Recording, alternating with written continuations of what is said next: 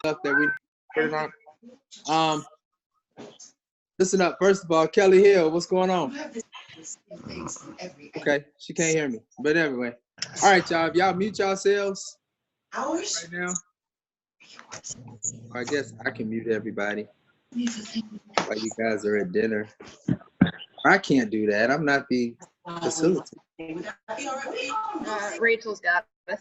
Rachel, can you mute everyone? Thank you for your vote of confidence. I got you. All right, cool. All right, listen up, ladies and gentlemen.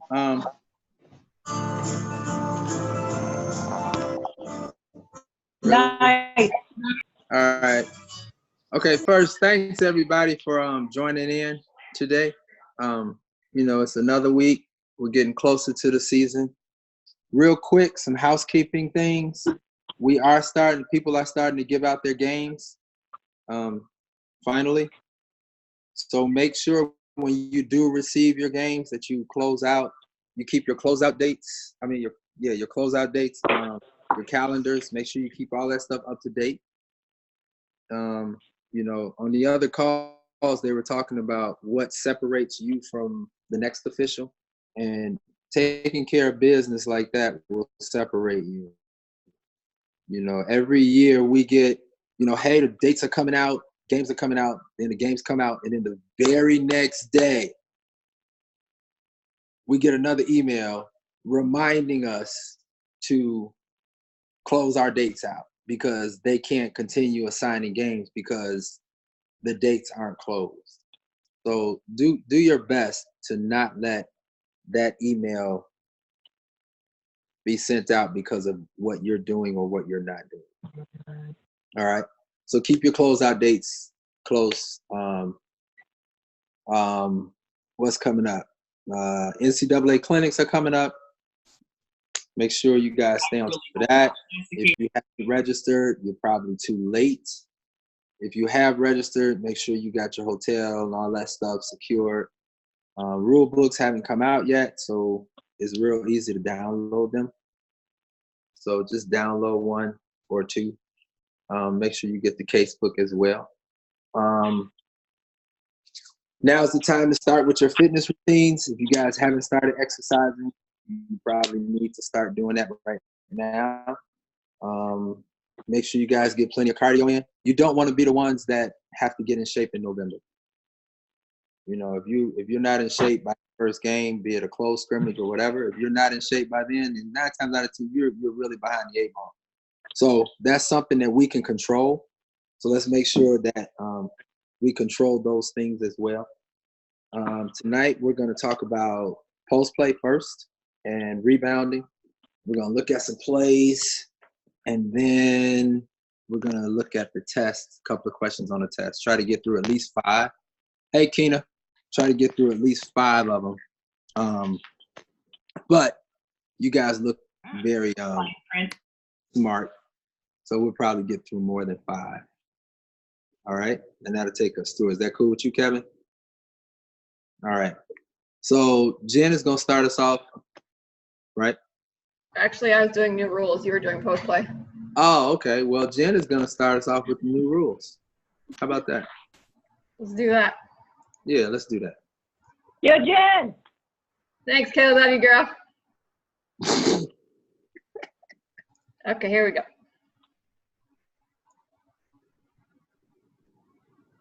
Can you guys see my screen? Yes. Okay. Cute family picture. Thank you. There's a reason why she's not in it. No, she is. Shush. Right there. Yep. All right. Okay. The first thing you'll note, if anyone does not have this, the synopsis, please let me know. I think I sent it out to everyone who's currently on our contact list. In an effort to be more consistent in our conversation and our languages, both with ourselves as officials and with us with coaches, and also to get us into the rule book, to be consistent with the rule book, the NCAA wants us to use these 6 terms better and more accurately. So I don't really need to read them to you since they're there. Any questions on them? Anything that you're not understanding about the terminology? Actually, I mean, look at 5. Intentional foul replaces the unsportsmanlike foul. And 6, we've been calling a player or a team control foul. We've been calling that an offensive foul anyway. So it's just really nice that the rule changes finally caught up to what we were already doing. Old school. Exactly. There's not a knock on the people that write the rules or anything like that. But these are things that we have been doing. So now it's written down, so it's okay for us to do it, basically. So I have a question on offensive foul, and it doesn't have to do with the rule, but it has something to do with the mechanic. So team control could be an illegal screen where we have our foul call and then we do a block signal and then we're the direction, correct? Now, since we're calling it just an offensive foul, are we going fist up and then punching it? Yes. Okay. And then when you report 32. What did they do? It was a block, illegal screen, give the block signal, offensive foul. Okay. Because it's under the offensive foul umbrella, basically. Okay. So in the past few years, it's a difference of an on-the-spot foul, like a preliminary on-the-spot foul, as opposed to going to the table and showing the block of what she did wrong. Well, just on the spot, I mean, it's an offensive foul. And Correct. right. So then the only thing that changes is when you report, the number, color, what she did. It was an illegal screen, offensive foul. Okay. My clarity. Okay. I'm the only person that had a question on that. Anybody else? I'm confused a little bit. Okay. All right, Joe. How are you confused, Joe? Well, I heard you say, Kev, so are we reporting a block? All right, here we go. Can you give me my screen? Yep, hold on. All right, let me show everybody what the mechanic is. So, Rachel, can you make him the host? Yep, give me 1 second. Rachel. Hi, Kelly. Hey, All right. I got it. Oh, you got it? Okay. Hey, Kevin, you should have it. nope, not yet. No, you're the host. Okay. You just need to share your screen. Right, just share it. You have to share it. there it is. Just share it. Yeah. How do I have to share it? So there's a green and red bar at the top. No, it's not. Not on my screen. I'm on my iPad. So at the bottom, and then is there a little Nope. green box? Your there? screen. It's there. No. Okay, can everybody see me? No? Yeah. I Yeah. can see. Your head. You can see my hand now? Yeah, I can see it. I can see your head. All right, so you go, so it's the fist Right. on the spot, offensive foul, right? So then you report 33, illegal screen, offensive foul. Oh, both. Yes. Because she illegal screens, Correct. and it's under the offensive foul umbrella. So this is, you understand what I'm saying? So it's illegal I get it. offensive foul. So Okay. so no block sign, no block signal at the site. No, That's part of that's the only foul. in high school. Okay. So we're punching it, then reporting block. Well, no, color, number, infraction, block, offensive foul. Right. It's illegal screen. It's not block. It's illegal screen.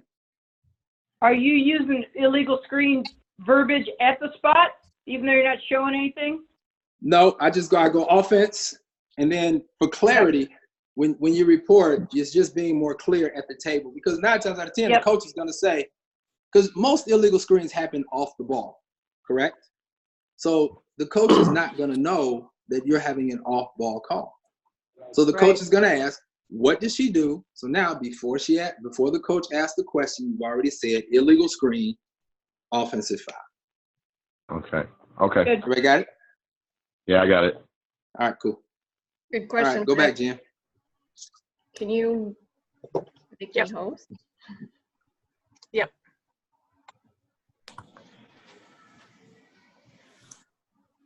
Where are you, Jen? There.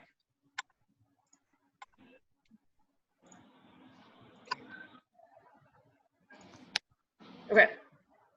So any other good questions with the terminology? And this just makes it easier for us to understand each other.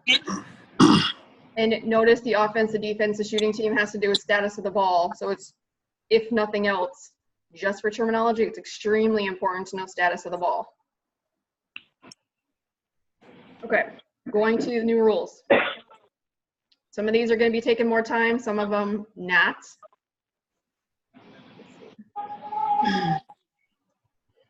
Okay, on equipment. Most of us are not going to have to be concerned with this. Cameras are not allowed within the white box painted on the backboard, so we're not disturbing free throw shooters. Uniforms. New this year, you can have an institutional name or a player's name that does not have to be linear, horizontal. It can be arched. Okay. I will say this for uniforms. We are being challenged as officials this year to rein in uniforms. So know the uniform rule before your first game and enforce it as written. It's not our favorite rule, but make it your favorite rule. Okay. Big one, duties of a shot clock operator. Tell me really quickly, when should we be glancing at the shot clock initially?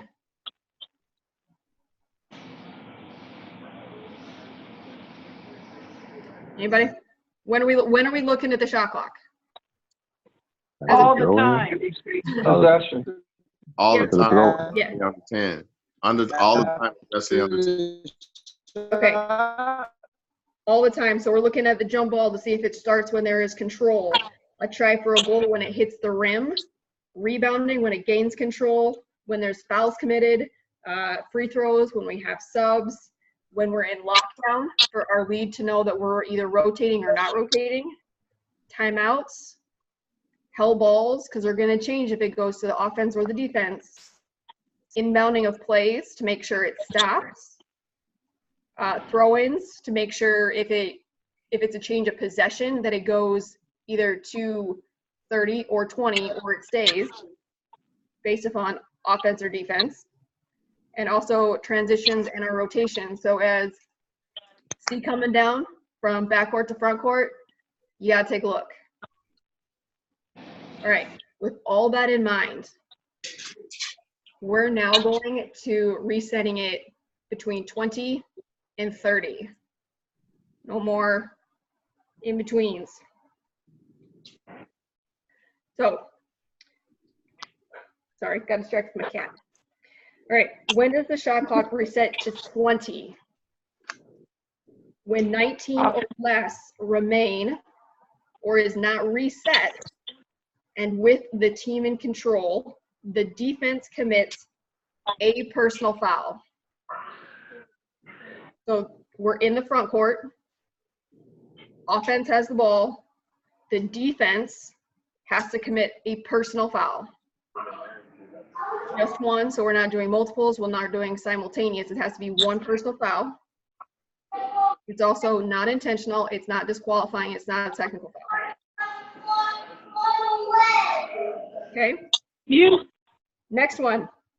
The defense intentionally kicks or fists the ball in the offense's front court. Good so far? Yep. Okay. A try can be either a field goal or a free throw, hits the rim or flange, and the rebound is controlled by the shooting team in their own front court. Okay, there's a lot in that one. Field goal or free throw, hits the rim or flange. Is anyone not familiar with the flange on the basket? It's a good reminder, it's that the flat part at the back of the rim that attaches to the backboard. When we're waiting for, if ball hits and it sits, well, it's sitting on the flange. So if it hits and the offense or the shooting team gets the rebound, goes to 20. Okay. The shooting team, again, in their front court, is awarded a throw-in due to a stoppage of play where no control is had. So give me a scenario where a shooting team in their front court is awarded a throw-in due to stoppage of play, where there is no control.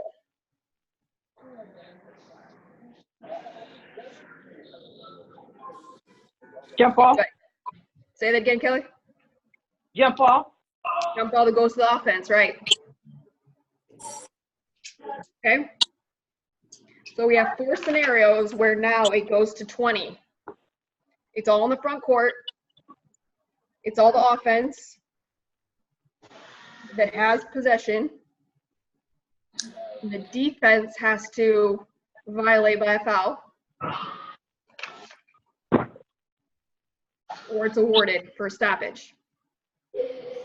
Okay, so what are the instances where a shot clock resets to 30? And there's really only one new one or additional one as of this year.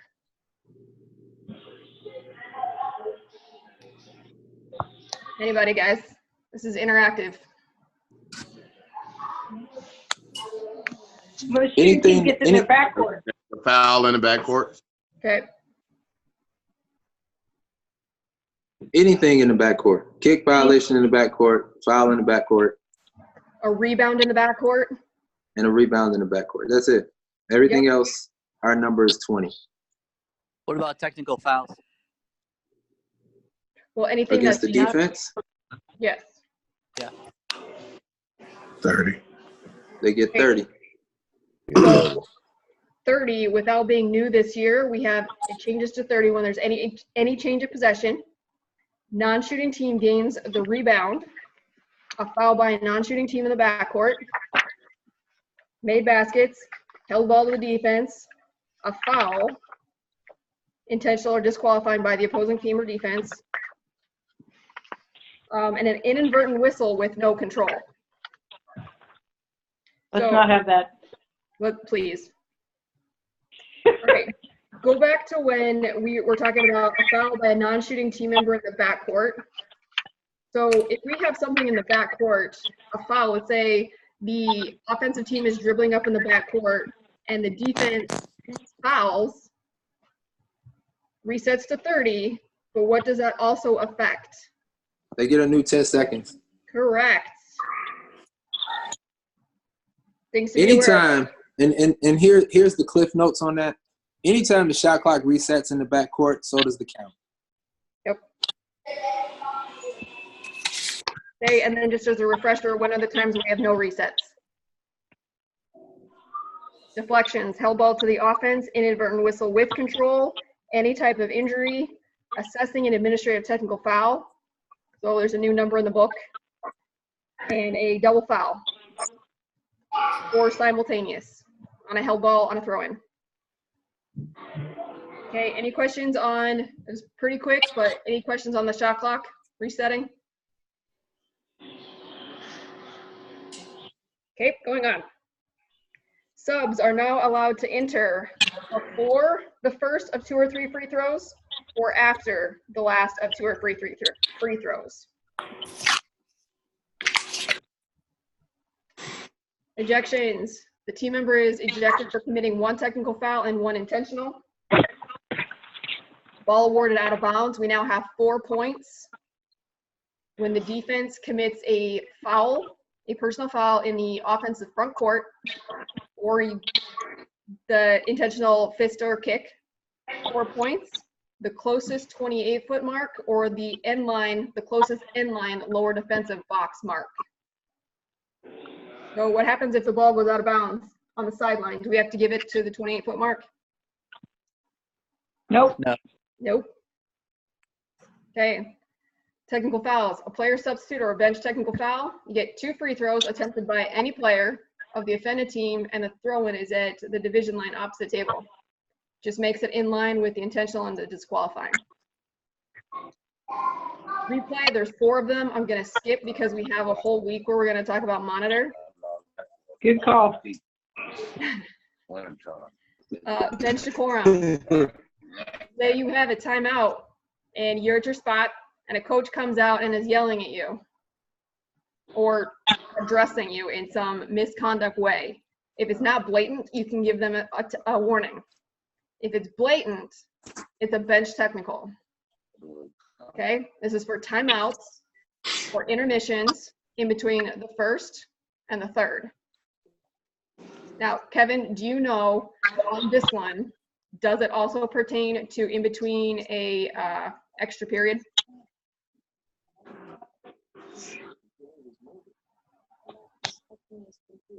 No, Kevin. Okay, I'll find out. Lastly, when an offensive post player in the lane area whose back is to the basket gains control of the ball, the post player must immediately assume a legal position relative to contact. So in this one, we have to know when a player becomes a post player, back to the basket, at the ball. The defender has to be legal. What legal actions can a post player defender do? You told me first. One hand with bench and an extended armbar.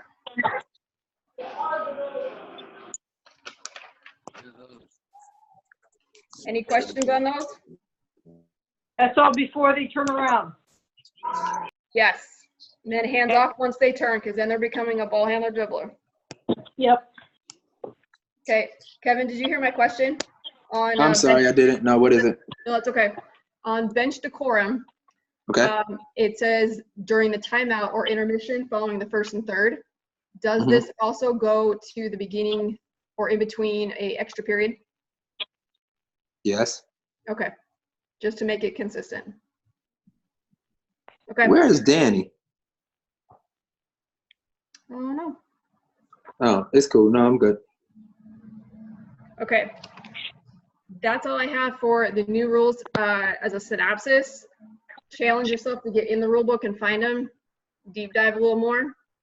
I will, just because it's fun, I think I'm going to put together some scenarios for shot clock resets, whether it goes to 20, 30, or nothing, and send it out. Awesome. So, any concerns, questions on new rules or terminology? How are we going to train the 30-second clock operators that have done it all these years? You're going to talk to them. Here, here. You're going to talk to them. You're going to remind them. That's why the pregame is so important now. I hear you. That's why the pregame is going to be so important, because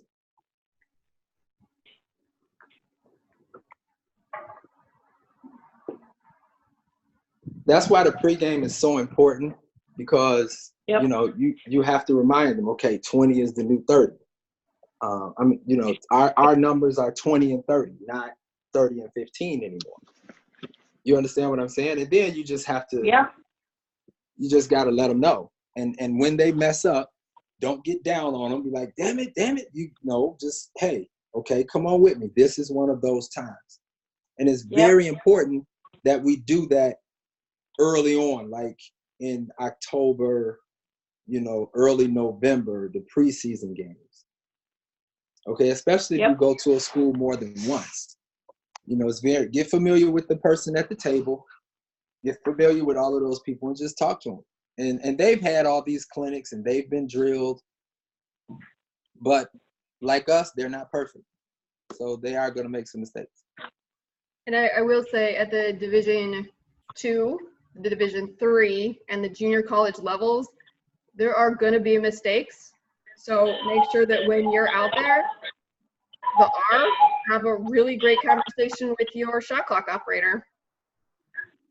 Possibly more than once.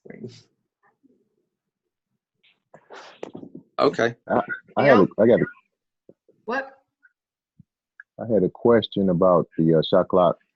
I forget where I read it, but it said that when the shot clock when the shot is taken by the offensive team and it hits the the flange or rim, that they should set the shot clock to 30, and then if it's rebounded by the offensive team, then they reset it to 20.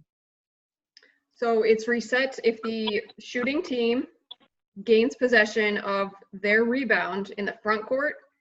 Right, it's reset to 20.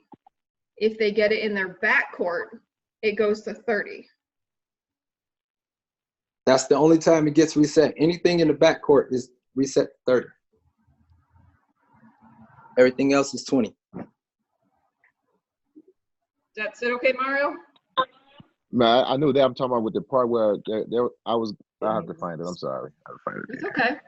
Mario, When you find it, let us know. Huh? I said, when you find it, let us know. We'll talk about it. Okay.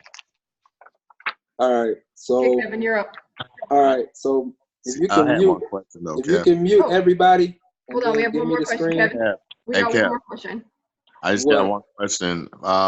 So those intentional fouls and those offensive fouls, are those point interruptions or 28-foot mark? What is the new rule? What is the new rule? Offensive fouls, our fouls and violations are now taken out at the 28-foot hash mark, correct? Okay, that's right. Or the baseline at the 3-foot post-up mark. Okay. The only time we take it out at the spot is when it goes out of bounds to that spot, or if they call a timeout. And that's very important that you know where the ball is being brought in, because as I stated before, there are coaches that will tell their guards to dribble to a specific spot on the floor. Correct. They will call a timeout and draw up a play from that specific spot. And if you don't put the ball there, they will have a fit, and rightfully so. So that's another thing that we have to know. 28-foot hash mark on both sides for fouls outside on the perimeter. In the post, closest spot is the 3-foot post-up mark on either side of the basket, correct? Correct. Okay.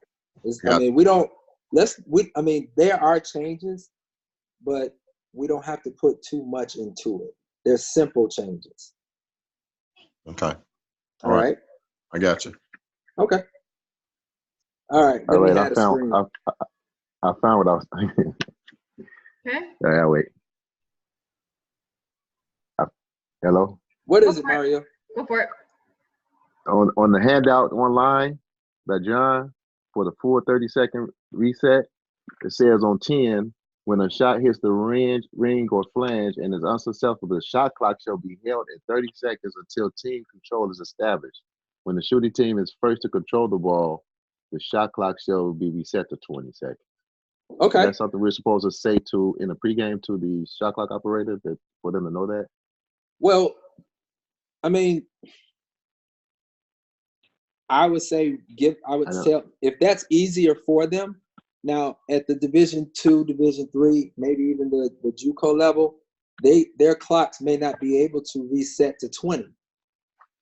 You understand what I'm saying? It depends on what the equipment is like. So that would be a question again in your pregame, and ask them: do you have the ability to reset to 20, or do you have to reset and then reprogram? Didn't the men's game reset to 20 already though? So I mean, like I said, most places will have that.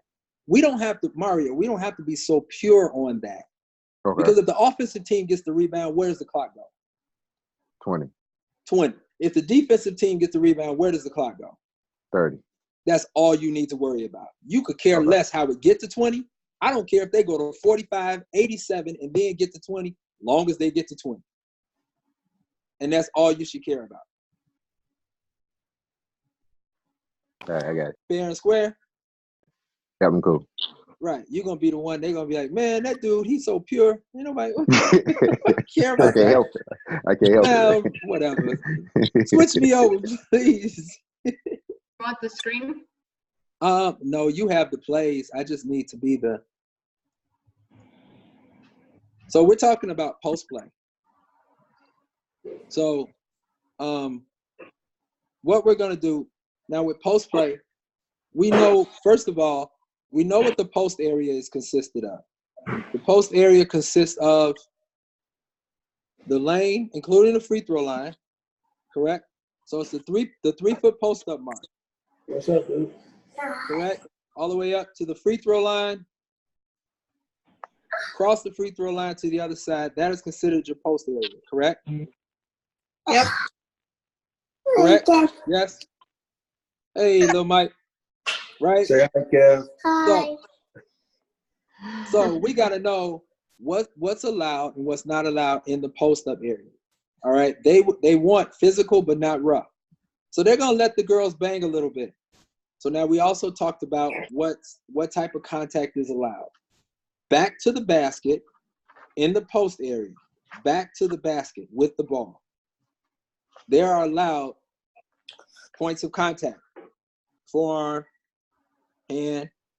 2 forearms, no good. 2 hands, no good.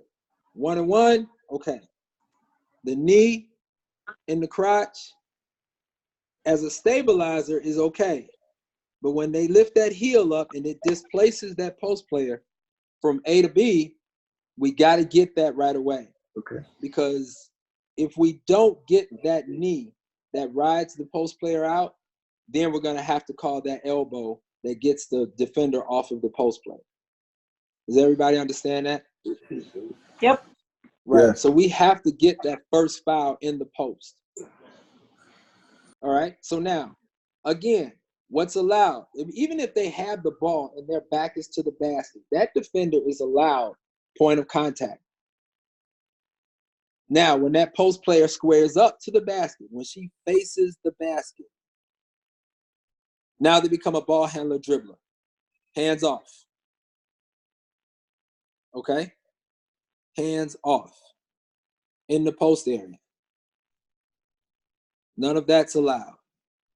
And we have to make sure we get that. Now, there's a difference from facing up to the basket and still having your, not facing up, but having your side to the basket. Okay? Is there contact allowed on that, Michael Jackson?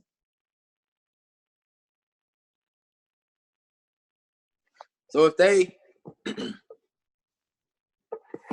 oh shoot, okay, sorry. So they get the ball here, back to the basket. Defenders here. They square up, everything's off. Defenders here. They start going to the basket this way. Have they faced up to the basket? No. No. So there's still contact allowed. Now they can't ride, they can't extend anything, but they are still allowed that point of contact because that player has not faced the basket. Does everybody understand that? We give so many fouls, and we call them hand check armbar fouls in the post when the post player is dribbling. The basket's there, and they're dribbling this way, and they're not going to the basket, they're going away. You understand that? So now when they square up, it's all hands off. Okay? Got it. It's important that we remember that. That will keep the big girls in the game. And then we won't have a small fry game with 10 guards. And it won't turn into, you know, a Catholic League bitty basketball tournament where you guys are just refereeing a bunch of 5'6", 5'1" guards trying to play My big. favorite. All right. So let's look at the first play. What do you got? What you got, Jen? I have Miami, Niagara, Notre Dame, Pittsburgh, or William and Mary. Whichever one you pick is fine. Miami it is. Okay, so now we talked about the post play, and now we're going to talk about rebounding. So we know what's allowed in the post, right? You know what type of contact is allowed, when it's on, when it's off. And it's only in the 3-foot post-up area. So let's say we have a player. Okay, hold on. Trying. Hold on. All right. Okay, we're good. Let's say we have stop. Man. Okay, a little bit faster. And keep going. Keep going. Keep going. Keep going. All right, stop. Stop. Now, let's say, all right, so right in here, boom, boom, right? That's kind of crazy, but all right, whatever. So now, all in here, that's the post area, correct? Yep. Yep. All right, so that's the only place where contact is allowed. So if that girl gets the ball out here, is there contact allowed? Back to the basket or anything, is there contact allowed? Ball handler dribble contact. Okay, here's the thing. Only in the post area. Now out here in the perimeter, they're allowed one touch, correct? One touch, and then it's hands off. Whether they have their back to the basket or facing up. That's the difference. That's the difference in the contact allowed. Out here, back to the basket, there's no point of contact. In here, back to the basket. In here, back to the basket, there's contact allowed, back to the basket.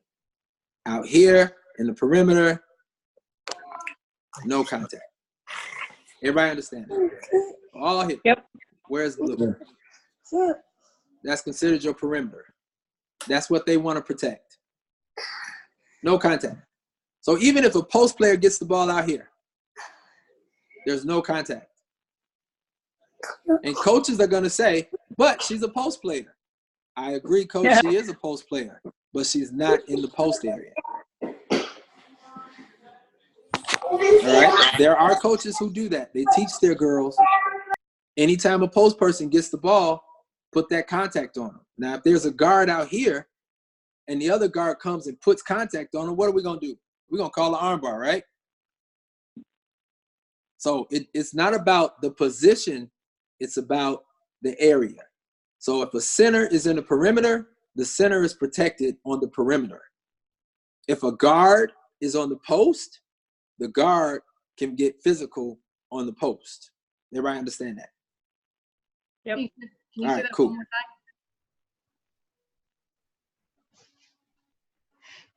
time? All right, cool. All right, so let's go on with rebounding. All right, keep going. All right, stop. Right there. Okay, so now, all right, so let's look at areas of coverage. So we got the lead. The lead's primary is here. Right? All in there. I don't know why I got erased. All right, we got the trail, for whatever reason, mirroring the shot right away. So now rebounding, we go, the lead should go right to here, right to number 14 and number 25. All right, the trail is looking at the matchup out front, number 5, and I think that's number 21. Also, number 32 is going to crash. She could be a problem. And then you got number 13 out here on the back perimeter. She could also be a problem. All right. So now when the shot goes up, the first thing you want to look at is you want to look at bodies. do not follow the ball. The ball, in all of my years of officiating, has never committed a foul. So why do we follow the ball through the basket? To see if it goes in, right? Well, if you're watching people and you see all 10 people start running the other way, 9 times out of 10, the ball went through the net. If you hear the crowd cheer or you hear them moan, the ball went through the net. So you have to referee people. All right, let's go slow again. Keep going forward. So stop. Stop there. So now, what we have to be careful of is inside position in the post with the rebounding. First thing we want to do is make sure they're not locking up. All right? Locking up means clamping that hand down so the girl can't jump. The second thing we want to look for is anyone being displaced. Now, just because you're in front does not entitle you to the rebound. You know, there has to be some effort. But in this play, does everybody see what 25 is doing right now? Yeah. 25 is displacing a player who was in her own spot. She was entitled to that spot. So now 25 is going to move her out of her spot. Let's go. Forward. Boom, stop. See that? That was not a natural motion. Granted, basketball there's a contact sport. So everybody is entitled to a spot on the floor. And there's going to be some contact getting there with a natural motion. All contact is not a foul, correct? As long as that contact does not prohibit someone from making a natural move. 25's move right here pushes the other rebounder at a disadvantage. Now, we see this a lot in our game.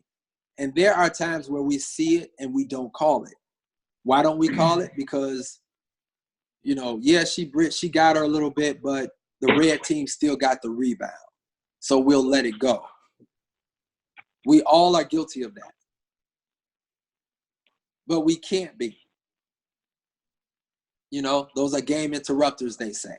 But in this play right here, 25 clearly displaces the Virginia rebounder. And that's a foul that we have to get. So now my question is, whose call is that? Lead. The leads? Trail. Trail? Donna, why you say trail? The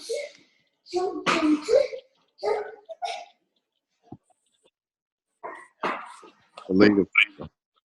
Lead?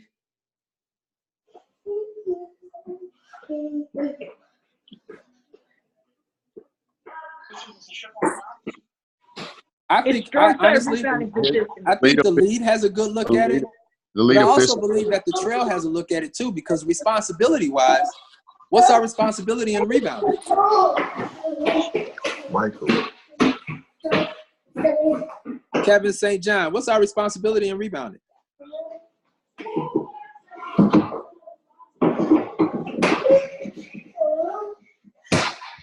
Hello. I'm sorry that I'm working right now too. Oh, okay. All right. Okay. So I'm in right now. Go here, man. Go upstairs.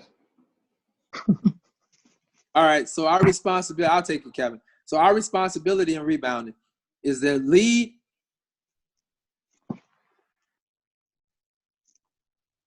The lead is responsible for here, right? The trail is also responsible for here. So that's a decent whistle from the trail if the lead can't see it, because sometimes the lead may be right here. They may not be wide enough in order to see that angle or to have a clear look to see if there is a push. So that's why we say trail, stay engaged during the shot. You have to help out with the rebounding. Can the center help out on that at all? Not so much. Yes. No, I think so. She can. But the cadence of whistles has to be 1, 2, 3. Okay, That has to be the cadence of the whistle. I have a question. So, like, the lead, I thought the lead was watching those two primary. So what about those other two that are coming in like behind, like other two? Couldn't the trail be watching those two? Right here? Yeah, I can't see the numbers right now. Right here. You're talking about right here. Yeah. Seems There's no foul anyplace else. So you're talking about the trail should be watching these two, right? Yeah, the two right behind. Yeah, those two. Okay, and that's right. She should, but why can't she watch all of this? Why can't she watch all of that? Okay. You understand what I'm saying? I get you. Because there's nothing going on right here. Everything's going on right there. So that's why I said the cadence is 1, 2, 3. Okay. All right. So back it up and roll it real time. Longtime viewers of America know that last week, a mysterious whistleblower accused Trump of making a troubling promise to an unnamed foreign leader. That Friday, it was reported that Trump tried to extort Ukraine. Oh yeah, she took off her feet. Right. And that's something we have to get. Now let's take a look at Jen, can you put the William and Mary play up, please? Who's got their TV on? I don't know. Hey, everybody go mute.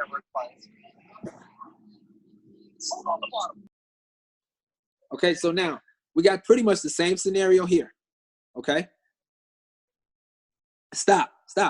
Back up a little bit. You run it again. Okay, run it.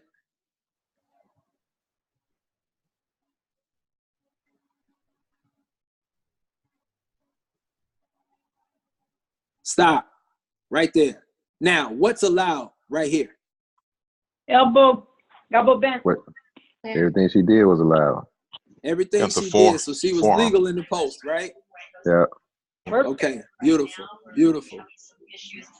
All right, keep going. Stop. So now, let's go areas of primary. All right. All right, so the lead, the ball curled. Post player got it right here. Ball curled that way, right? Whose play is that? Center. That's the center's play. So now, what is the lead watching? Secondary defender. Secondary defender, which would be 30. Here and 30, right? All right, cool. So the lead is watching there and there. Trail is watching what? 11. 11. This matchup right here, right? All right, beautiful. These four out here, they're doing nothing. Okay, keep going. Shots in the air, right? So now we switch to our rebound responsibilities, right? Ooh. Stop. So now, right, we went back up just a little bit.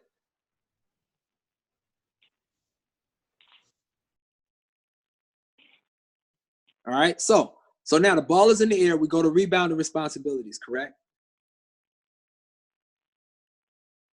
Correct? We go to rebound and responsibilities.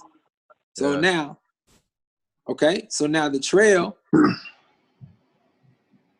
goes here with rebound and responsibilities.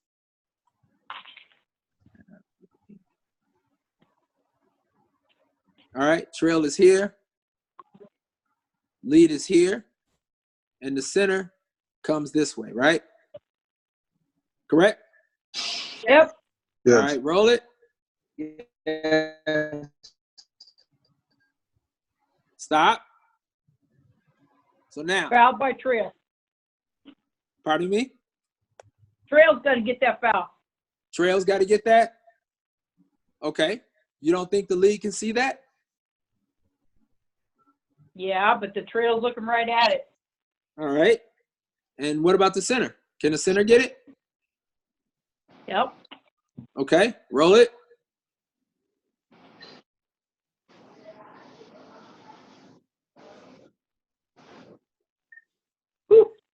Trail gets it. Kelly And you Hill's notice the new point. mechanic. That mechanic right there is what we've been doing now. Here. All right. So we were pretty solid on that coverage. We were pretty solid on that. Kevin, did So let's go to Jen. I think there's a Notre Dame rebounding foul. okay. Kevin, did your lead have a whistle too? No. Okay, so you and trail, or you and center. Yes. Okay. And the cadence, there was a cadence on that. Because if you roll back, you can see the center's whistle came after my whistle. Oh, right there. Yep. Actually, his whistle came during my mechanic. I don't know. I don't know if I was fast or he was slow. One of the two, but Kevin, I got a question. So when you guys talked about this play, did you guys determine that the lead should have had a primary whistle? Well, first we determined that we were glad that there was a whistle. Sure. And then we asked the lead. We asked the lead. Well, actually, the lead asked us, "What did we see?" And because we all three of us know one another, we looked at her and laughed and walked away. But we really, I mean, we just told her, look, she took her legs, and you can't do that. Airborne, rebound, or whatever it is. If she's in the air and that girl comes up under her, that's a foul. Now, there is a difference if they're both jumping. But the number 30 wasn't jumping at all. Number 30 was attempting to box out an airborne player. Woo. Yep. Yeah. Now, if you don't call that foul, then you got to call a technical foul on that coach. So, can I ask you a question? Yeah. If lead had cracked on that, would you have let the lead take that, or would you have just go ahead and taken that call? I would have let the lead take it because that's her area. That's right in front of her. And just for the crew dynamic, it looks good for the person, because the first thing the coach is going to say, she's right there, because that's what the coach said. She's right there. Why didn't she call it? Correct. You understand what I'm saying? Yeah, I got that. All right. You said the coach said that? Yeah. What you say? I said, I agree. She is right there. And I asked him, I said, are you saying that's not a foul? I'm not saying that. I'm just saying why she didn't call it. I said, we'll discuss that later. But the main thing was we got the call right. He walked away. And he didn't say nothing else to me about it. So anyway, he probably forgot. All right, so let's go with this one. Want it real time or slow? Let's go real time first.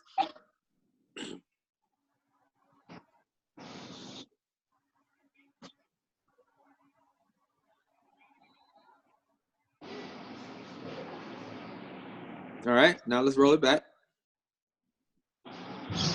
Now, what you guys notice in basketball, if you see one play one time, I guarantee you're going to see it again. The last play we saw was very similar to this play. Now, and these two schools are several hundred miles apart. So if the last play, if I would have missed that call, I guarantee you I would have missed this one. So let's roll it again. Let's look at areas of responsibility. So now, first thing, we got matchup up top. Is she legal? Yes. Yes. Is the defender legal? Yes. Yes. Whose primary is that? True. True. All right, keep going.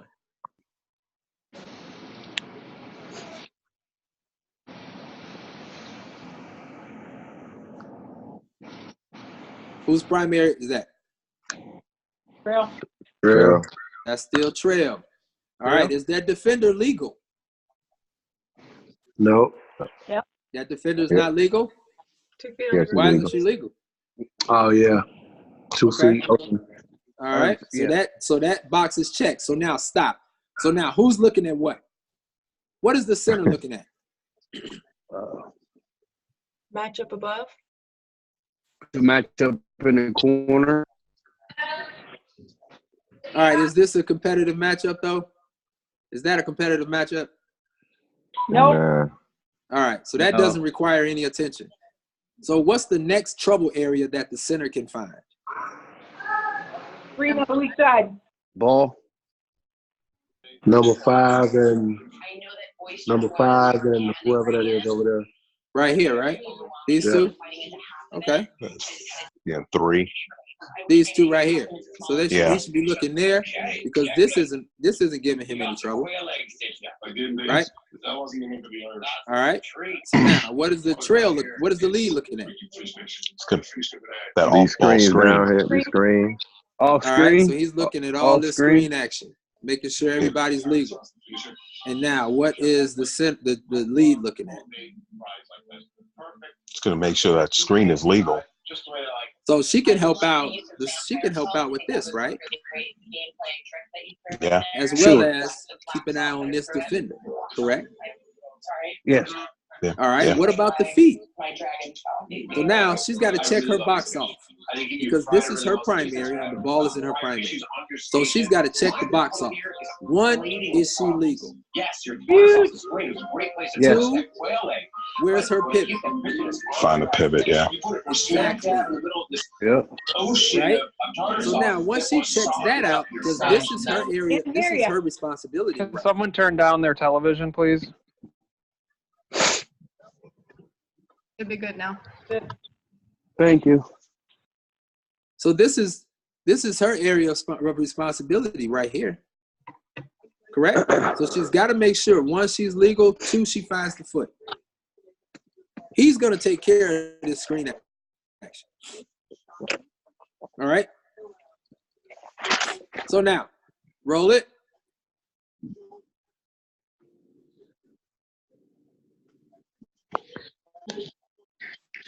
Stop. What's allowed right here? Is there any contact allowed right there? Yeah. Yes, she has not faced. Huh? No. She's not facing She's the not basket facing yet. yet. So there can be 1 point of contact. Yep. Okay.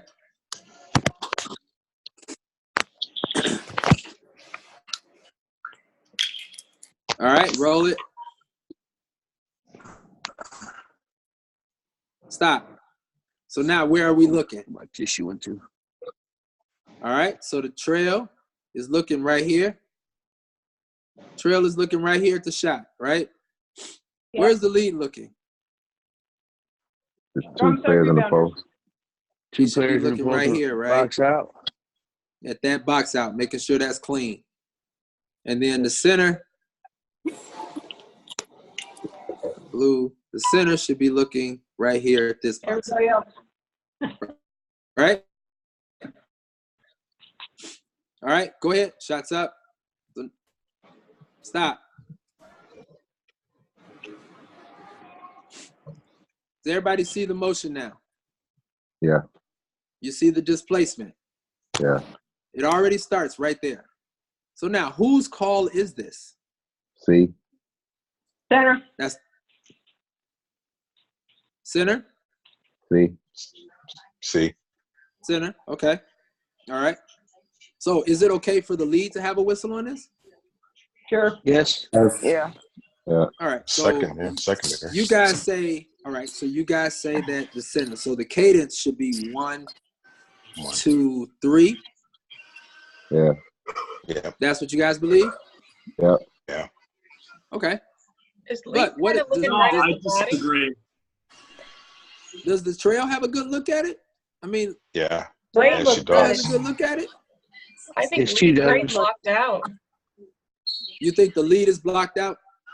Yeah, they're looking at an angle that it's almost through the body where Trail's looking kind of straight through it. Okay. So the cadence should be 1, 2, 3. Is that what you believe? That's my opinion, yes. Okay, all right, that's fair. As long as we get a whistle on it. But all right, so let's see what we ended up doing. Oh, damn. One. Keep Way going. to go, center! Keep going. Center Two. trail. Keep going. No, Trail didn't even have a whistle. Center So we lead. had center Okay. and lead. Center lead. Damn. All right. Engage. And then the center ended up taking it to the table.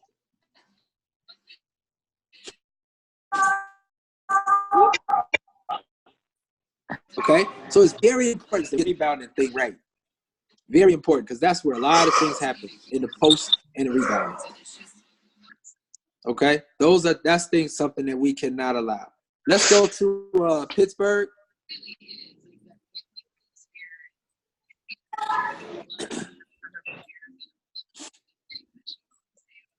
Forward, real time. Let's go forward, real time.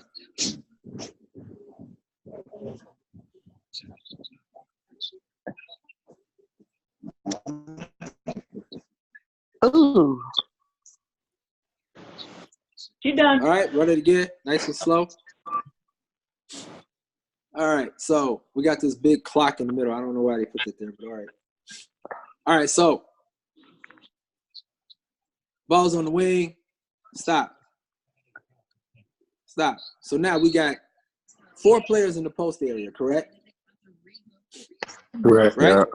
All right, can you see 32 on 32 over here? Is that legal right there? Is that legal what she's doing? Well, her foot is down. No, She hasn't lifted her foot. Her foot is down. She's got one point of contact. She's got her leverage thing, right? Mm-hmm. So is this right here legal? Is that legal action right there? So far. Okay, cool. This right here.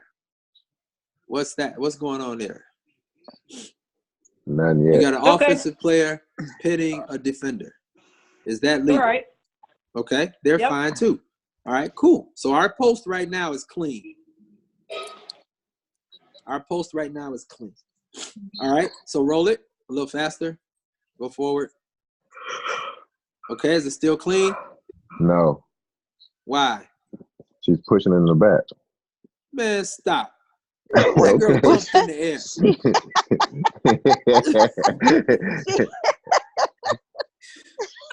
Well, oh, Mario. Right. So now she's okay. Look, okay, but let's check this out. Check this out. It's so contact, now, I'm at the lead. I was in the middle of rotating. All right, because I wanted to get over there and see that matchup. So that way, when I saw the ball go to the wing, instead of me going from wide angle to close down, I tried to go from wide angle all the way over. And now I'm too late on my rotation. All right. So check out what happens. I go late on my rotation. The ball's in the air. So I get right here and I realize, oh, snap, I'm too late. So understand this, guys. I said that to let you guys know. When you get right here, I call this quicksand. When you get in this quicksand, you can't get stuck in there. You got to make a move one way or the other. I got right here. If I stay right here and try to referee that play, I'm going to die right there. And I'm going to miss something. So as she gets the ball, I back up. All right? So we back up. Roll the play. Stop. So now, I'm still in that quicksand. Damn it. Maybe that's why I missed this play. All right, so now, who's looking at what?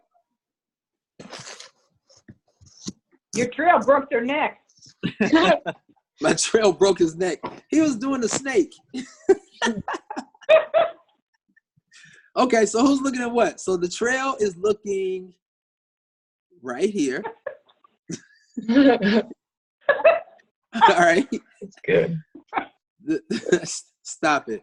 The center is looking right here, and I'm in quicksand trying to look in there. All right? Correct? Seems about Yep. right. All right, so now Nobody has a good look at anything. nobody has a good look at anything. Anything. So Yeah. now roll it.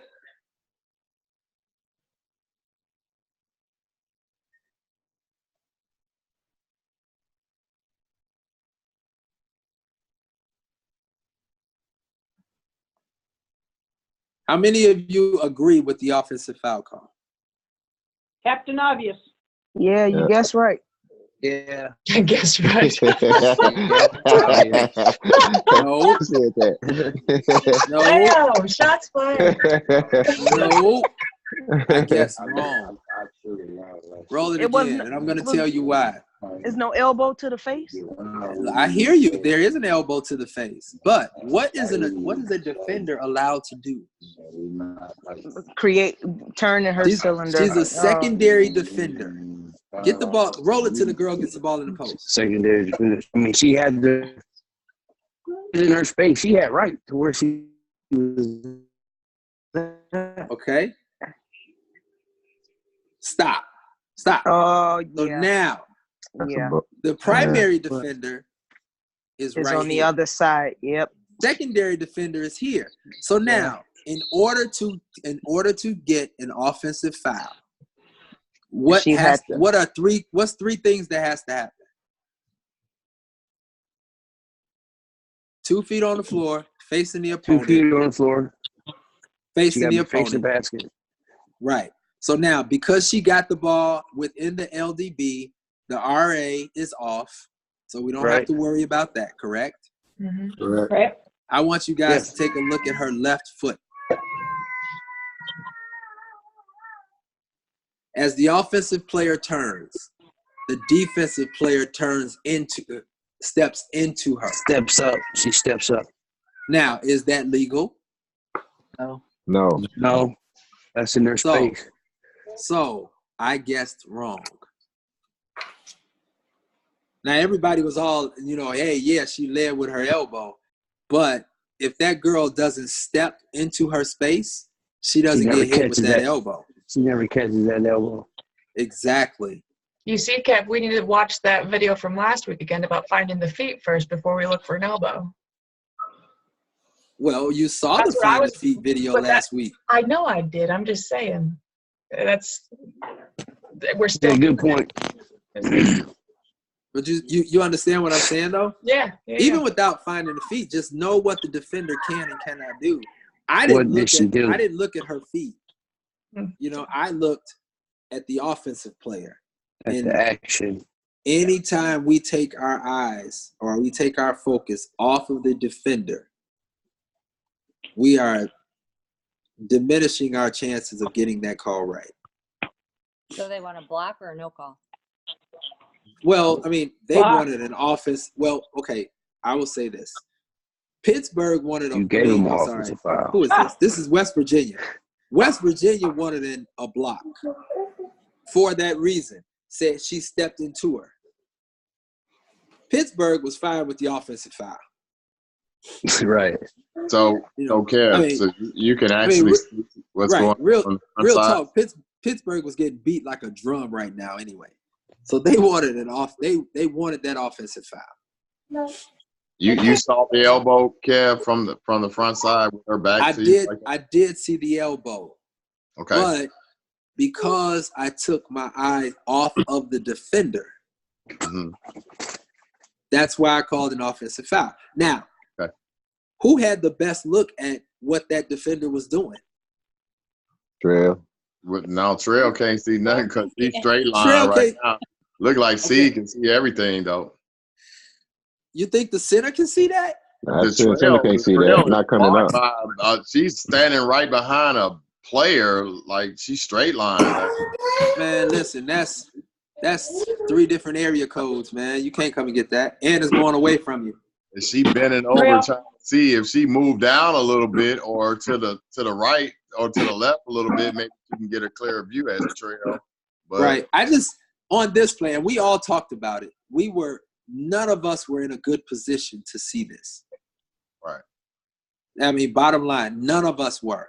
He's doing the lean. I'm in the quicksand, and she cool as hell right now. So how do we rectify something like that? I mean, just a little move over to the right or to the left for the trail. That's I it. get that. But what about you?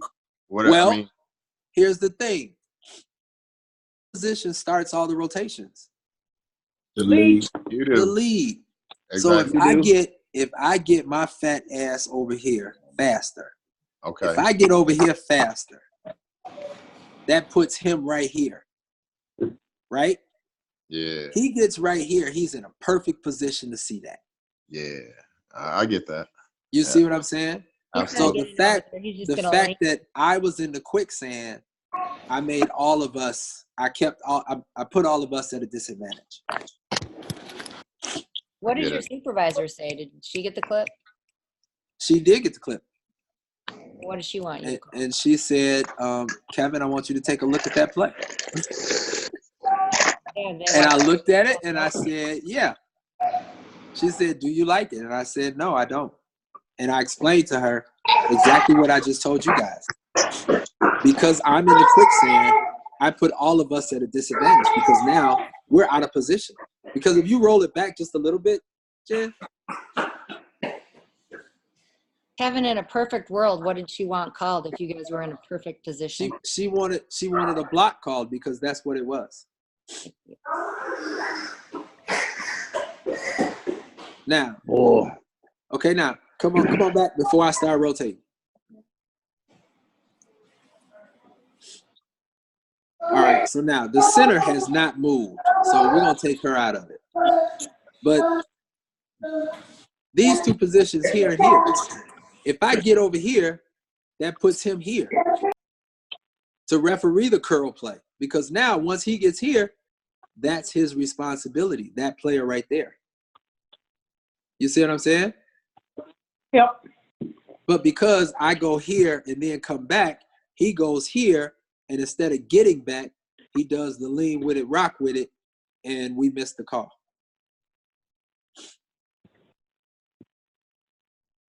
Everybody understand that?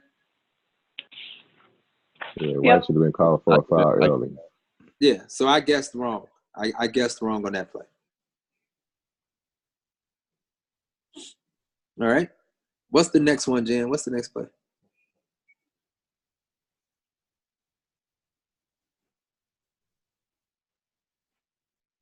Niagara post foul. Oh, okay. So now we know what's allowed by the defender in the post. So, and we also got to know we have to be able to reward the defender when they're playing good defense. So now, roll it through. Go full speed first.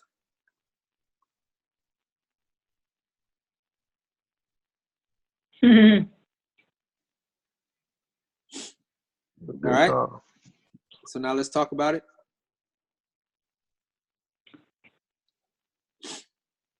Hey, if y'all haven't figured out, I'm gonna fool you guys on some of these plays. I'm not the type of person to just put up every play that I got right. So y'all don't have to. Please don't agree with me, because y'all will be y'all be losing games like crazy. Well, Kevin Dillon said no. Kevin Dillon got it wrong. All right, so let's look at this one. I agree. Okay, so now Jen let's go said back. you never got to play wrong. Well, I have you ever been lied to? I get a lot of plays wrong. I just hide them. You're saying I can't trust Jen now? No, you can trust Jen. Oh, all right. Jen hasn't put up any of her plays. So she got all of her plays are right. I put up one and I put up a wrong one.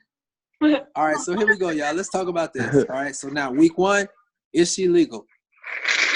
First of all, I'm sorry, week 1. Whose primary is this? Fair. No, see. Damn, that felt good. All right, that's the center's play.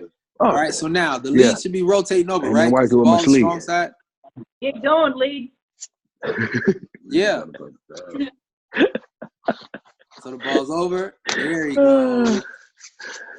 Get his pet butt over there. There it is. Okay, now. So now the center comes up. Let's go. Everybody's in position to referee now. Right? Stop. Bang. So now, who's watching what? Who's watching what? All right. So the trail is where?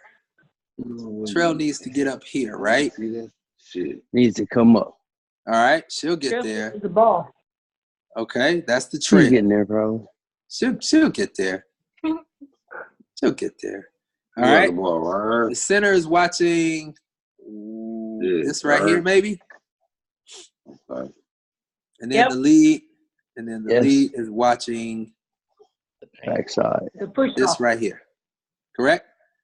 So now, what is allowed in that post area? What type of contact is allowed? She doesn't have the ball. They're jockeying for position. So there's going to be some contact, right? Yeah. So now, as far as the post player, the offensive post player, she's allowed to post up with her elbows, but a cheat sheet that I use, as long as their wrists are inside of their elbows, they're legal.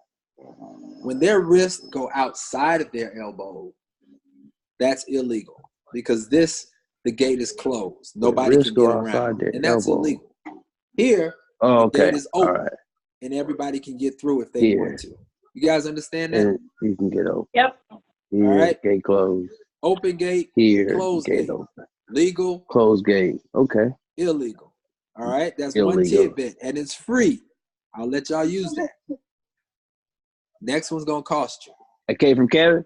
That's me. You can use it. Say, hey, Kevin Dillon said this. See how far that gets you. But all right, so here in posting up, this is legal. They can post up like this. It's legal because the defender is still is able to get around. They're not hindering the defender from getting around. Here, they're hindering the defender from getting around. Does everybody see that? Make sure everybody sees it. Oh, shucks. All right, so here, they're legal. All right, so ball here, call for it, post up, boom. This is probably how they're taught. Some people are taught to post up like this. Well, if they post up like this, no one can get around. And that's illegal. Does everybody understand that? Okay. Right. All right. So now, roll the play.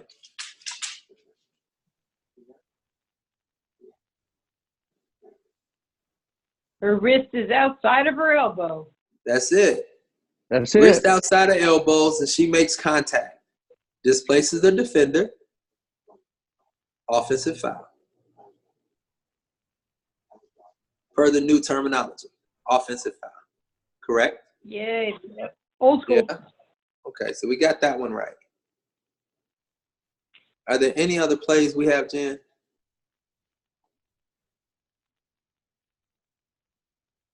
Miami? We did. No, we did Miami. We did that one. We did them all.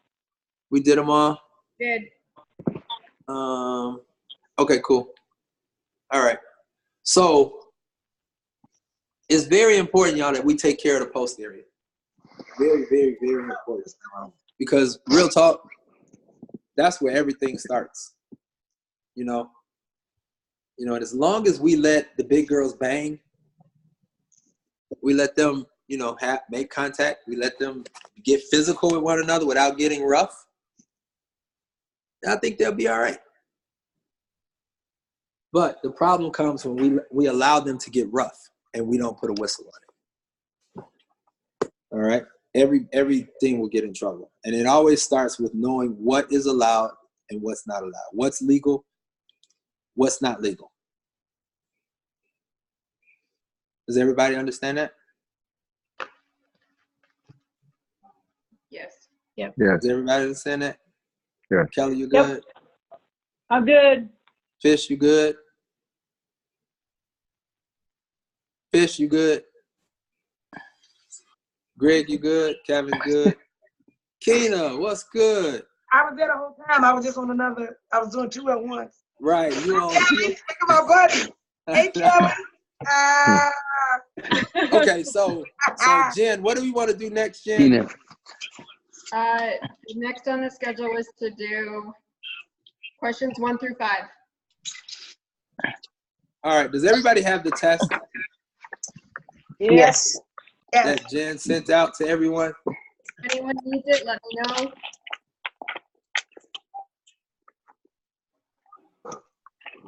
Does everyone have that?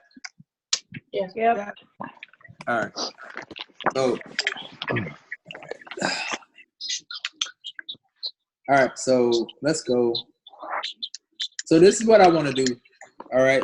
So I don't know who has their rule books out or who knows all this stuff verbatim, but we're gonna we'll just ask the questions and we're gonna get started with taking the test. You know, we want everything to be supported by the rule. So if you know the answer to it, you got to know where it is in the rule book. All right. Are we cool with that, Mike? Sure. Joe, we cool with that? Yep, I hear you. All right, cool. All right, so A1 is dribbling in the backcourt. We just talked about that. Dribbling in her backcourt when she commits an offensive foul at the top of the free throw line, semicircle. Which of the following statements is true? Team B will be awarded the ball at the nearest 28-foot throw-in spot, and the shot clock will be reset to 30. Team B will be awarded the ball at the nearest 28-foot mark, and the shot clock will be reset to 20. Team B will be awarded the ball at the designated spot nearest to the location of the foul. Shot clock reset to 30. Team B will be awarded the ball at a designated spot nearest to the foul location. Shot clock will be set to 20. In the backcourt. It's in the 30 backcourt. seconds. 30 seconds. Okay. Yeah, reset. Here it is.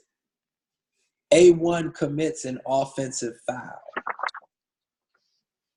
So that means the other team is going to get the ball anyway. So we're going to go to 30. Now the question is, where do they get the ball? Not fisted or kicked. 28 foot. 28 foot. Nearest location of foul. 28 foot nearest the spot of the foul. Correct. That's the new rule. We only have 4 throw-in spots. C2. Right. We only have four throw-in spots. Correct? Yep. Right. All right. So that first answer is what? Hey. I gotta write this down. It's a designated spot and reset to 30. Okay. New rule. See? All right. So number one is for everybody. right. Kelly, you say there was a roll number on that? Yeah, it's 2116 C2.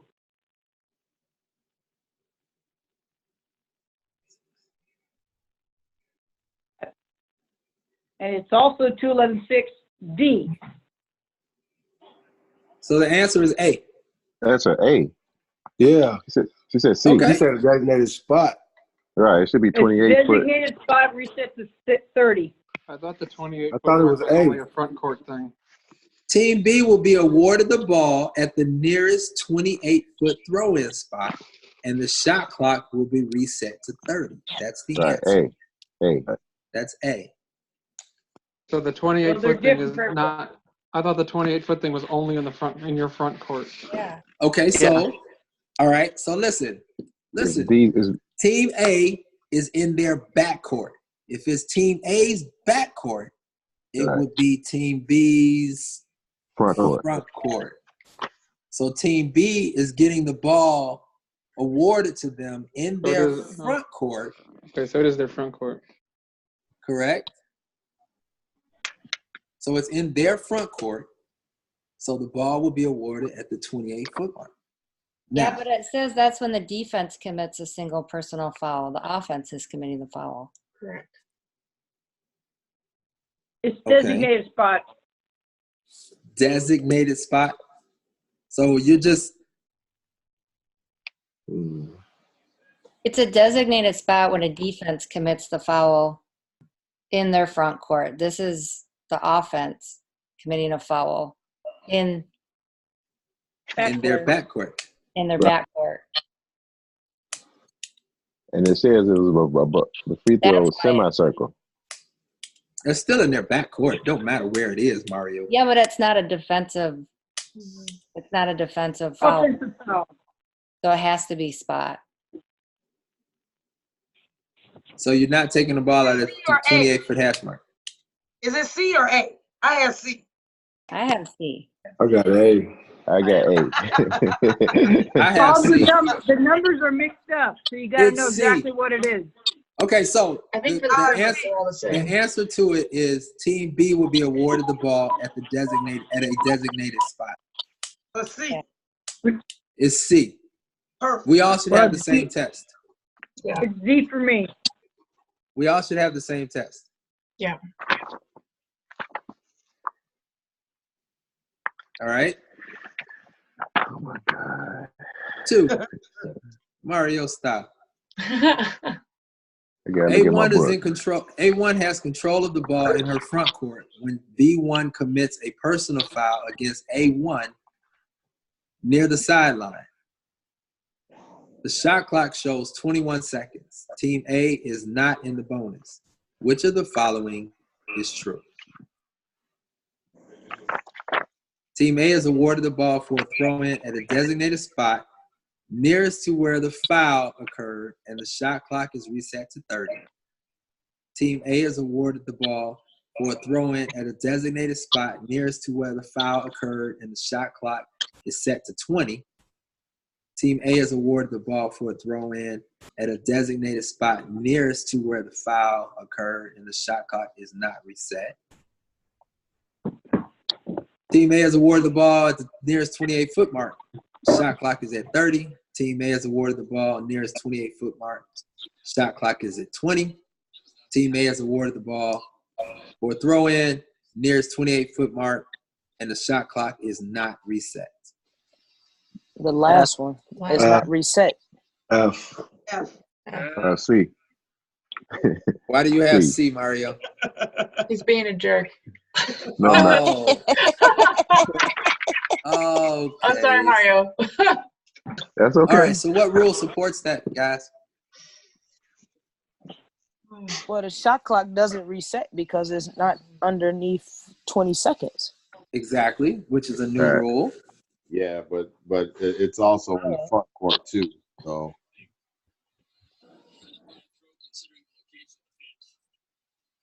So it's gonna. I think it's the last one. What was that? E. and It it's looked like it was an E. It's B. It's F is the last one. F, But let's yeah, make the F. sure. Let's make sure that we're supported by it. So where's the rule of it? Where's the ruling in it?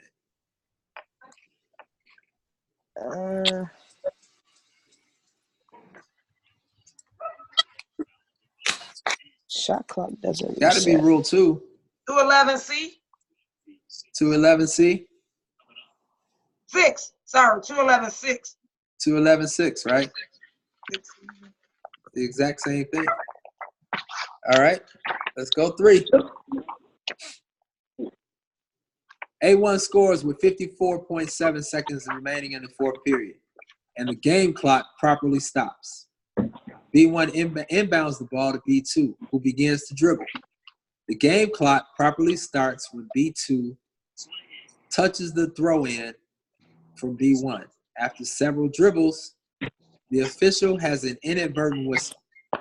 A6, A7, and B6 are waiting at the table. Are the substitutes allowed to come in? Yes. Who said yes? Me.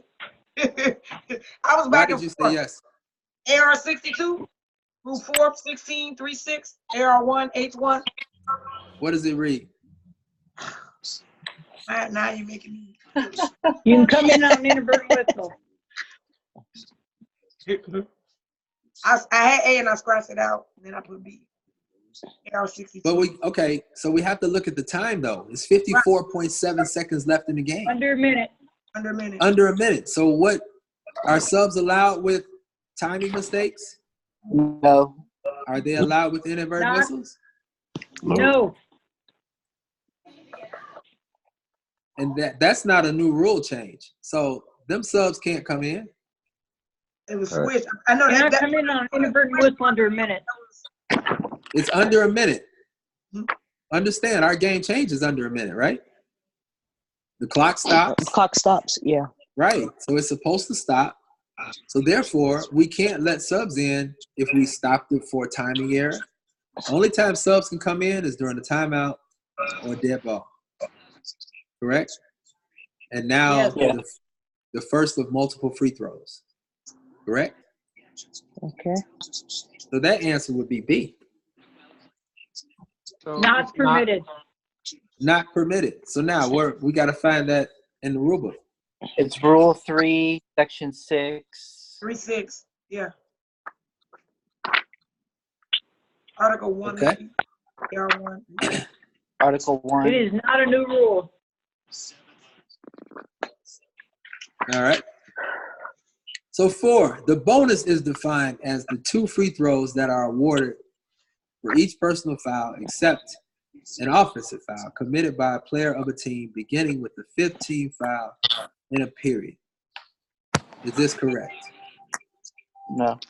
No. That's not correct? Yes. It's not called a bonus? Yes. 4 is yes. Okay. That's new terminology, remember?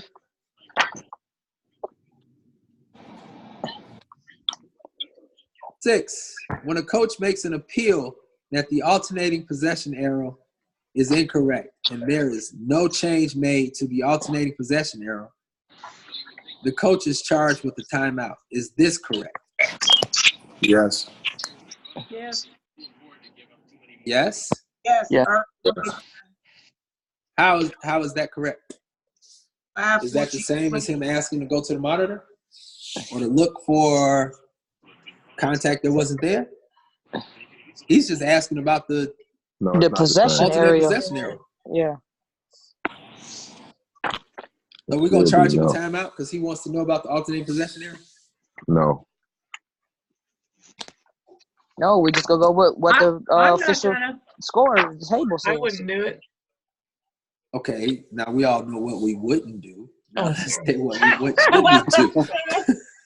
Oh boy. My bad, Ken. By rule, are we supported by giving this? By rule, are we supported by telling Doug Bruno that, okay, Doug, you asked me a question about the AP. I'm not gonna change it, and I'm gonna charge you a timeout. No. Don't do it. Are we supported by rule? No. Okay, so when can we charge the coach a timeout at one of his requests? For a monitor to look For the at monitor review. Mm-hmm. For a monitor review for unsportsmanlike, intentional now. Monitor. Okay, so if he said, only time we can is if he says, hey, I think my girl got elbowed. I think you missed something. I need you to go and look at it. And then we can tell him, look, we can go look at it, coach, but if we don't find anything, it's going to cost you a timeout. Right?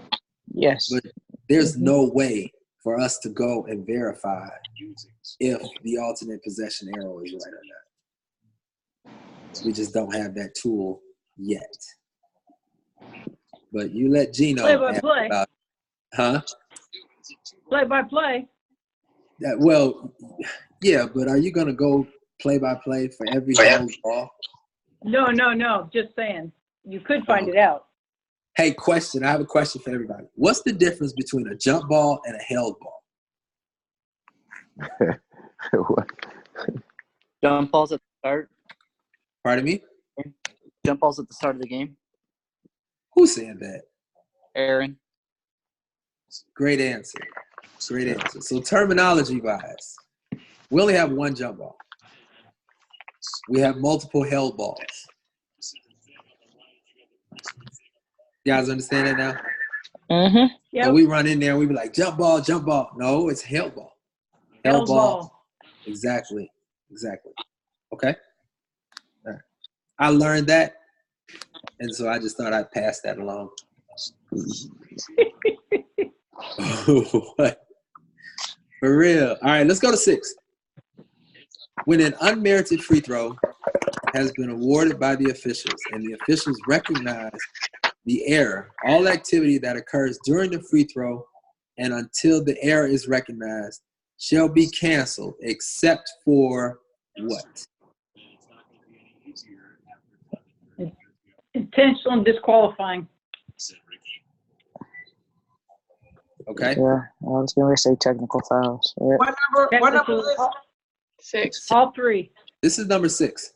So is it technical, intentional, and disqualifying, or is it just intentional and disqualifying? See. Intention. None of them cancel. None of them cancel? So no fouls are canceled.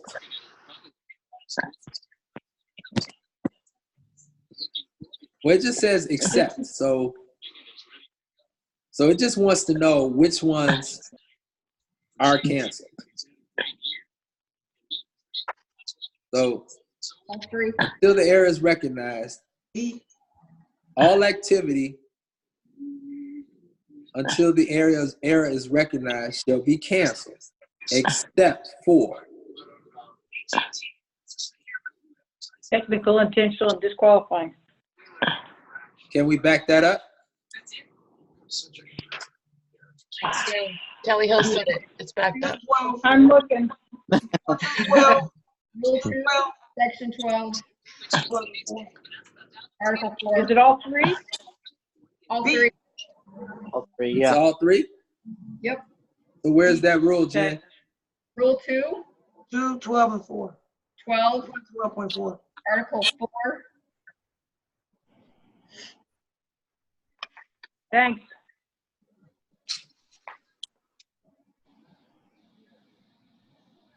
All right.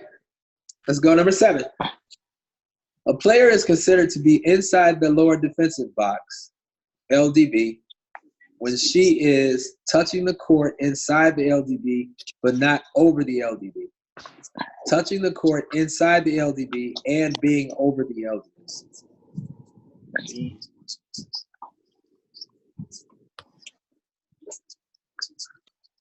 So if you're in, what's considered in? 1 foot down or 1 foot over the plane of the area?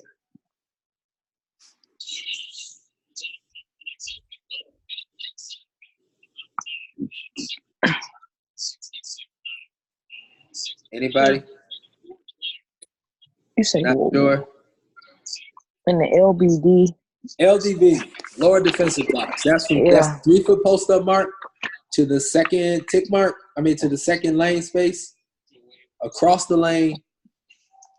No, the third lane space, across the lane, and back to the 3 foot post up mark. That's the lower defensive box. Right. So are they considered in the lower defensive box if their foot is on the plane of it, or do they have to be in it? I would say 1 foot in. It has, so the answer is B. It's B? Yeah. And why is it B?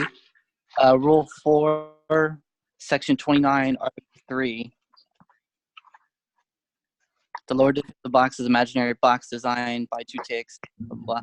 It says a player is considered in the lower defensive box when any part of their foot is in or above this area. There you go. So we're supported by it. Now, those plays happen really, really quick, guys. So it's important to find the feet on those as well. All right. We'll go 4 more minutes and then we'll be done. Let's see. Number 8. A1, standing in her team's front court, attempts a pass to A2. B1, standing in Team A's front court, deflects the pass into the air towards Team A's backcourt.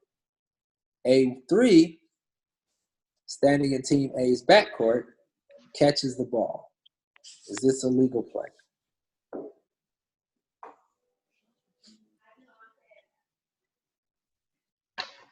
All right. It went from front court to back court, back court to front court, back to back court. Well, Touched in all 3 areas. A1 is standing in her front court and tries to make a pass. B1 is standing in the front court and deflects the pass into the back court. Team A, A3 is in the back court and catches the pass. Legal. Why is this Ball legal? still has front court status. Okay, who said that? A leprechaun. A leprechaun. Okay, leprechaun. So the ball. Okay. So the ball has front court status. But when the ball is tipped by the defender into the backcourt, it becomes a loose ball. When the ball is tipped anywhere, does the team still have control when the defender tips the ball on a pass? Yeah. Yeah. Yeah. Yes. Yeah. So if It's a legal play. it's a legal play, because who caused the ball to go into the backcourt? The defender did. So at that point, the offensive player can retrieve that. Yep. So that is. But the ball has not become back court yet because it is not hit until it hits the player, which was illegal. Well, the ball doesn't have to hit the backcourt because, okay, all right, let's do it this way. So now we have A in the front court. You still have team control. But it was tipped by the defender. Tipped by the defender. Which makes it a loose ball. We don't have loose ball. They still, listen, they still have possession. They still have possession. You understand what I'm saying? And they still have control, but the defender hit the ball. So now let's say the defender does not hit the ball and A3 catches it in the backcourt. Backcourt violation. That's a backcourt violation. Correct? Yes. But by the defender hitting the ball, it's kind of like out of bounds. So by the defender making the ball go back there, anyone can go get it.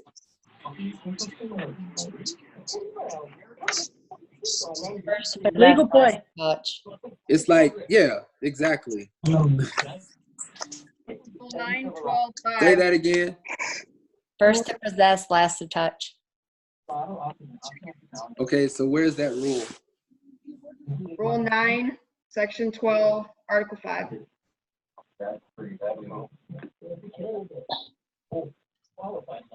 That's a legal play.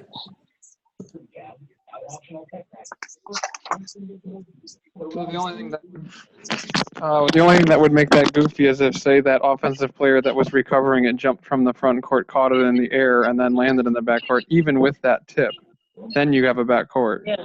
Right, because that player takes it to the back court. And for that millisecond that they had the ball in the air, that's front court status. Correct, and that's still last to touch.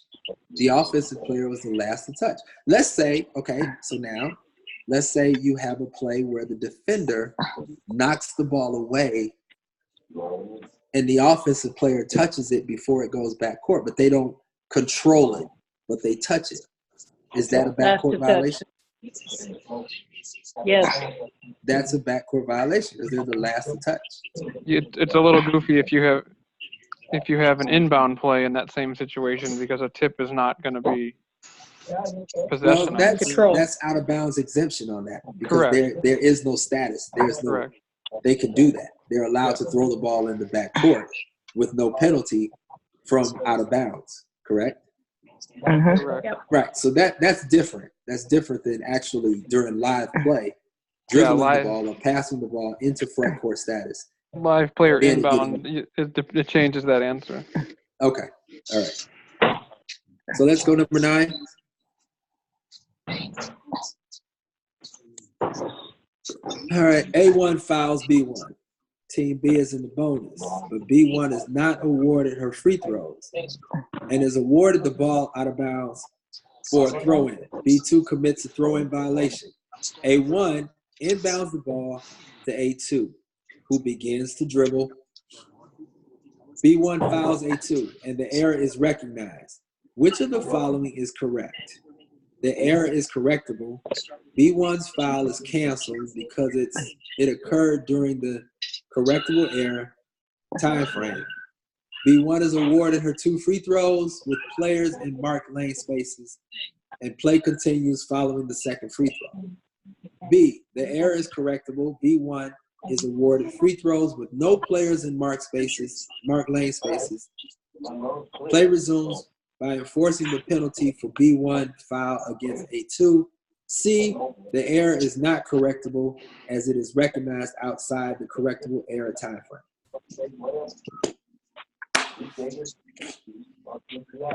Chapter Live, Dead Live. B. You have B. 2-12-5. Who? 2-12-5. 12-5. Okay. So why do we shoot that free throw? Why do we shoot the first free throws with nobody lined up?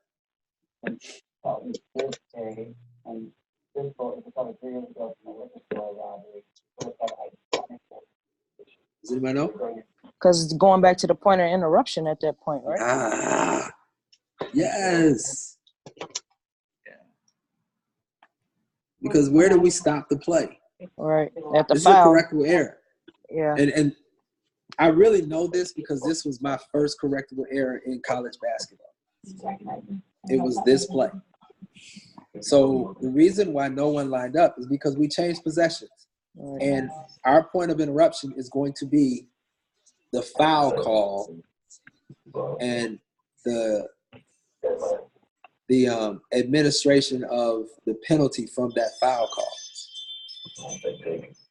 So now, let's play devil's advocate. What if we call that foul and they're not in the bonus and we allow them to bring that ball in? Are we still in that correctable error window? Yeah. Yeah. You sure? Okay, so the foul is called. We missed it.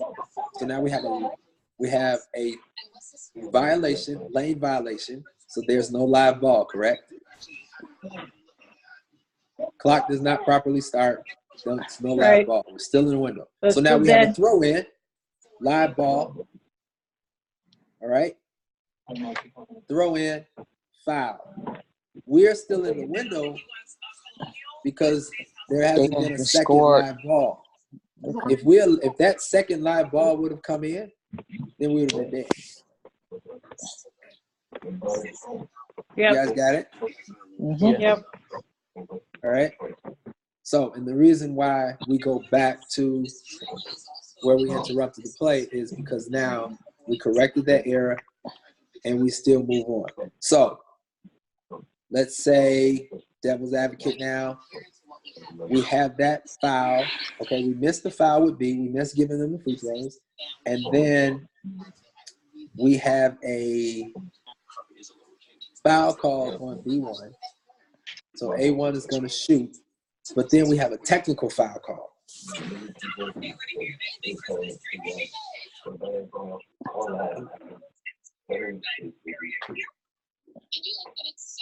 It's too late for that one. It's too late for that one.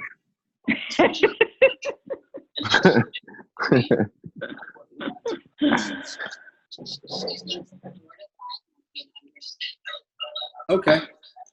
That's one to think about. That's one to think about. All right, y'all. Last one. Then I'm going to let y'all go.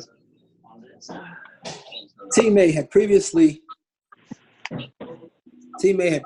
been issued a delay of game warning for interfering with the ball after a goal. Later in the game, A3 reaches over the boundary plane after A1's goal, while B1 has the ball for a throw-in. Which is correct adjudication? issue a delay of game warning to Team A, issue an administrative technical foul to Team A, issue a player substitute technical foul to A3. Say B. B. So that's an administrative technical foul? No. No. Okay. That's a player substitute technical foul. Because who committed it? A3. Right. Okay, listen. Most of your administrative stuff takes place where? Before the game. Before the game. Before the game and at the table. Okay. Administrative is usually combined, it's like paperwork. So if you don't have a person in the book, what kind of technical foul is that? Administrative. Administrative. You have the wrong numbers in there. What's that? Administrative. You don't have your starting five before the half or before the 10-minute mark before the game starts. What kind of technical foul is that? Administrative. Administrative. Anything else? Player substitute. If a player gets it, if a player does it, a player gets it. So what about, it says they were previously issued a delay of game warning. Right. Because there's a difference between having your reaching over the boundary plane, and then there's a difference between making contact. Correct. With the ball, right? Correct. So if she hadn't been previously, if their team hadn't previously been issued a delay of game warning, why wouldn't it just be a delay of why wouldn't it be a warning? And then if they make contact, then I thought that was a player substitute technical. Because how many warnings do we have though? One. Right. No, we don't. No, we have several warnings. There's 4 warnings. Touching the ball. Resumption of interfering play. Find out how many warnings we have. Resumption of play. The delay. Reaching across the plane. Delay of game. Reaching Interfering with the over. ball. Delay of game. But delay of game and resumption of play, aren't those two different? They're all different. We got 5 different technical. I tell you what. This is what we're gonna do. What we're gonna do. Hold on. So this is the answer. This is the question that everybody's gonna take home. All right. So that way everybody can be interactive. So everybody takes question number 10 home, and then let's email our answers to Jen, and then that'll be where we'll start up next week. So put it on the record, I got A.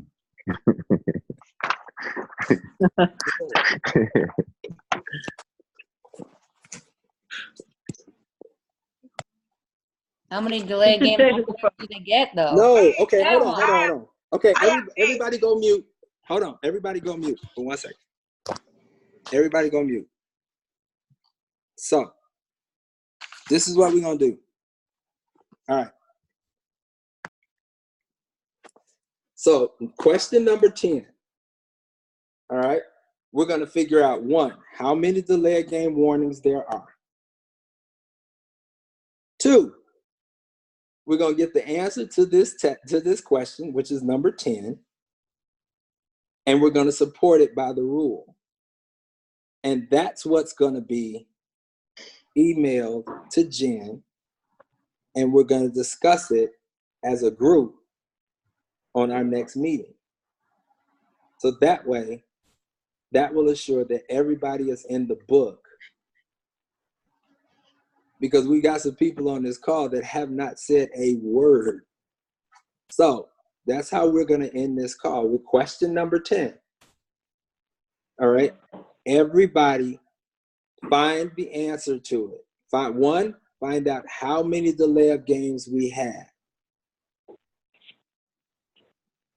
All right. You have a delay of game for reaching over. But when you reach over and you touch, it's it's a different ball game. The penalties are different. The penalties are different. Okay? Thank you. All right? So, what we're going to do, all right? Is it Jen Washoe. Is it 4-9? Article 1? No, wait. Keena, no. Oh, okay. Mute, Keenan.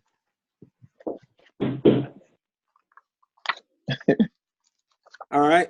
Jen Washoe, you tell us, you send us off for the next week. Something positive.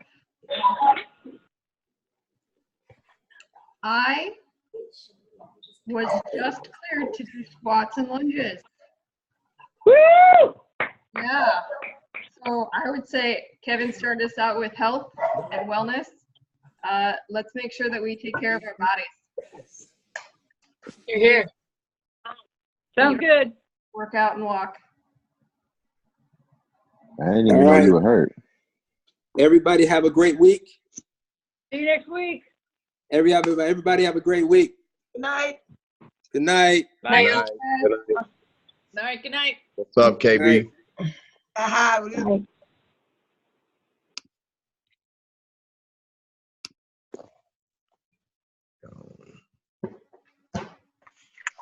Like all the people that brought there.